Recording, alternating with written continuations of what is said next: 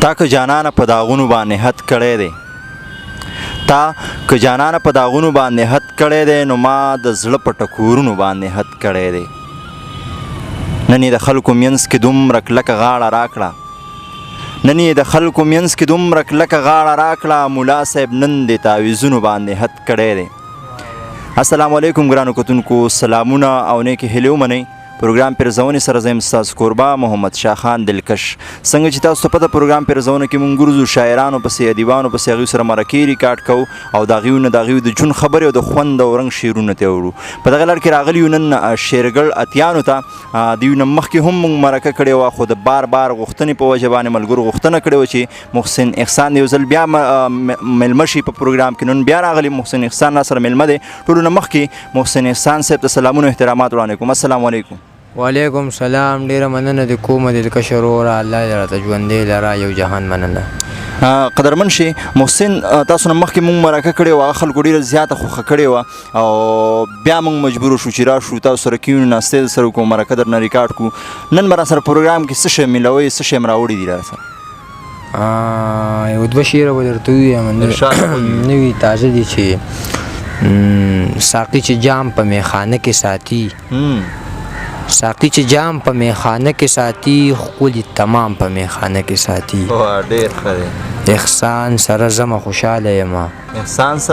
احسان سره زمه خوشحاله یمه که مې غلام په میخانه کې ساتي ډېر ښه دی احسان سره زمه خوشحاله یمه که مې غلام په میخانه کې ساتي احسان سره زمه خوشحاله یمه که مې غلام په میخانه کې ساتي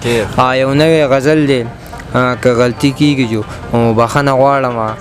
نوی غزل دی چې نشي وتی ستا د زلفو جال ته رسېدلی نشي وتی ستا د زلفو جال ته رسېدلی ضرور به لیونی وي داسې حال ته رسېدلی نشي وتی ستا د زلفو جال ته رسېدلی ضرور به لیونی وي داسې حال ته رسېدلی دا چادر له راوړې او دا ولې دومره جاړې دا چادر له راوړې او دا ولې دومره جاړې ټوټې ټوټې منګې د یو کودال ته رسېدلی مننه دا چادر له راوړې او دا ولې دومره جاړې ټوټې ټوټې منګې د یو کودال ته رسېدلی دغه ټول مې وژني دغه ټول مې رقیبان دي دغه ټول مې وژني دغه ټول مې رقیبان دي تصویر مې د جانان هر کلیوال ته رسېدلی مننه دغه ټول مې وژني دغه ټول مې رقیبان دي تصویر مې د جانان هر کلیوال ته رسېدلی زه بس ډېره وشوه انتظاره اوس دې وژنم زه بس ډېره وشوه انتظاره اوس دې وژنم نږدې یمه د سرو سترګو وصال ته رسېدلی زه بس ډېره وشوه انتظاره اوس دې وژنم نږدې یمه د سرو سترګو وصال ته رسېدلی د هر تاریخ آغاز یمه پښتون یمه یارانو د هر تاریخ آغاز یمه پښتون یمه یارانو جنوب ته رسېدلی هم شمال ته رسېدلی مننه د هر تاریخ آغاز یمه پښتون یمه یارانو جنوب ته رسېدلی هم شمال ته رسېدلی احسان ستا یادونو راڅه غټه نیکي وکړه احسان ستا یادونو راڅه غټه نیکي وکړه شاعر یې کړم په خپل پن کې کمال ته رسېدلی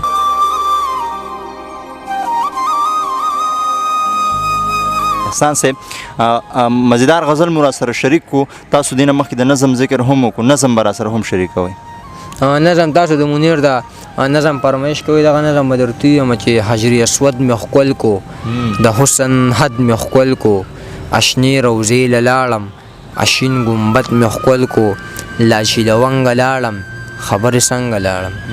لا چې لونګه لاړم خبرې څنګه لاړم بغیر احرامه لاړم بغیر له لنګه لاړم چا ویل پیر شوې لاړې چا ویل کافر شوې لاړې چا ویل دروغ دي وې چا ویل رښتیا دي وې ما ویل خوب مې لیدو چا ویل دروغ دي وې چا ویل رښتیا دي وې ما ویل خوب مې لیدو ویل عجیبه قصه ده دا خو خوږه قصه ده څومره په لنډۍ وکړه څومره اوږده قصه ده بس زه راپاڅېدمه هغه محفل مې پرېښو هغه یاران مې پرېښول روشان مې ځان سره ویل منیر که پیر نه دی خو منیر کافر هم نه دی لا چې لونګه خوښ مې نه شوې یغه نمرنګه خوښ مې نه شوې یاره بې ننګه خوښ مې نه شوې د تورو جنګه خوښ مې نه شوې د سترګو جنګه تا به ټول عمر کومه